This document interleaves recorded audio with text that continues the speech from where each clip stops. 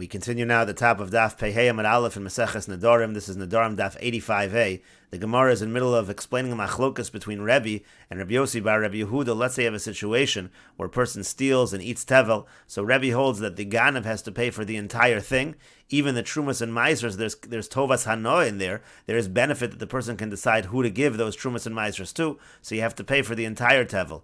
And Rabbi Yossi bar Rabbi Yehuda, he says, no, you only have to pay for the demei chulin shabo, the value of the chulin within that tevel. You don't have to pay for the value of the trumas and maasros, as the Gemara will now explain, because tovas hana ain't a mum, and the fact that the owner has discretion to decide which kohen to give the manas kahuna to, let's say, that's not going to be considered to have monetary value. That's what the Gemara here says. The Rebbe Savar tovas hana. Mammon Rebbe holds that tovas hana is considered monetary value. For Rabbi Yossi bar Rabbi Yehuda Savar, and Rabbi Yossi bar Rabbi Yehuda holds tovas hana ain't a mammon. The tovas hana, the discretionary benefit to decide again which kohen you're going to give it to, etc., that is not considered to have monetary benefit. The Mefarish over here says, Rabbi Yossi Savar ain't no mammon ve'aino meshalim lo ela demei chulin shabo. That's why the ganav only pays the value of the chulin and no more. But the Gemara continues, lo, no, that's not really the explanation of the machlokas between Rebbe and Rabbi Yossi and Rabbi Yehuda. The kuli alma tovas hana ein a mammon. It could be everybody agrees that tovas hana is not considered to have monetary value.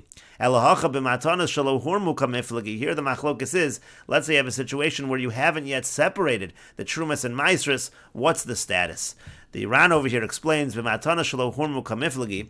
The Rebbe Sava Rebbe holds, "Kevan shelo hurmu trumas and maasros." Since within this tevel you have not designated the trumas and the maasros, havalu kechulin shabo. So that has the exact same status as the chulin that's within that tevel. The lav kamisha hurmu damian. The point is, if you have matana shelo hurmu, it's not as if it's already been designated; it's considered undesignated. Rabbi Yossi Sava and Rabbi Yossi holds kamisha hurmu damian. Even though you haven't yet designated it, it has a status as if it was designated. Ve'ein lo behem klum, and therefore the person is considered to have no ownership of that portion. And that's why the ganav only has to pay the value of the chulin. That's how now the Gemara is explaining the machlokas over here between Rebbe and Rabbi Yossi Rabbi Yehuda. Again, they're arguing when you have a situation of matanos that weren't yet separated, weren't yet designated. And so the Gemara says, 1 second. But if we're holding now we're saying that everybody agrees that tovas hana has no monetary value. If that's the case, so mali hormu, mali lo hormu. What's the difference if you hold that it's considered like it's already been separated, or it's considered like it's not been separated? It makes no difference if tovas hana has no monetary value anyhow. So there's no monetary value, and the ganav shouldn't have to pay for it.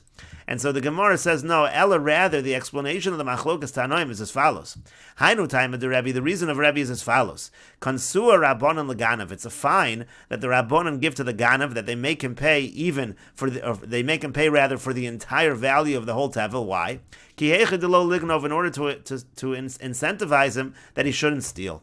Rabbi Yossi bar Rabbi Yehuda Savar, and Rabbi Yossi bar Rabbi Yehuda, he holds the other way around. Kansur Rabbanan lebalabayis. The Rabbanan give the fine to the owner, because they don't want him to delay in separating it and giving the proper trumas and maasros on his tevel. He was owning and sitting here with an amount of produce that was tevel that had not been taken care of properly, and therefore we fine him, and we only make the ganav pay for the demei chulin shabo, for the value of the chulin of that which he stole.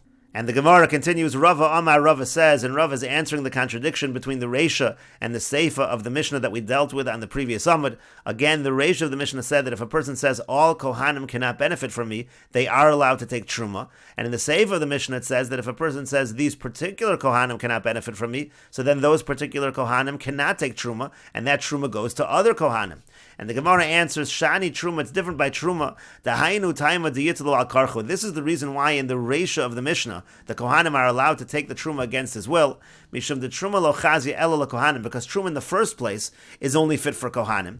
V'kevan to ka'asi lemisra alayu, and now since he's trying to prohibit it on all Kohanim, so now this Truma is permitted to no one. So Shavya Afra Bialma, so he now renders it like just mere dirt, and therefore the Kohanim can take it. It's not considered like they are deriving benefit. Whereas in the Seifa of the Mishnah, so it's not being prohibited to all Kohanim, it's only being prohibited to some Kohanim. So those Kohanim who it's prohibited to, they cannot take, because Tovas Hano is Mammon, and it would have to go to other Kohanim, because again, in the Seifa of the Mishnah, it's not considered like Afra Bialma.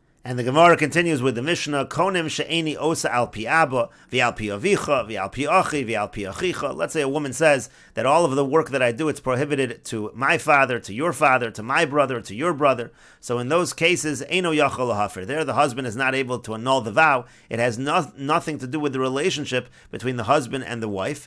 And so therefore, again, the husband cannot annul such a vow. She'eni osa al picha. Now let's say on the other hand, she says that all the work that I do, everything that I earn is going to be prohibited to you, to the husband. So there, enot tzarich lahafer. There he doesn't even need to annul the vow because she's obligated to give those earnings to him. And so there's no need for a hafara. Rabbi Akiva says, Yafer, no, he should annul that vow. Shematadif all of Yosem and Haroilo, because we're afraid maybe she'll actually earn or produce more than he's really allowed to take, or more than he's really entitled to take, and that actually would be prohibited if he doesn't annul this vow.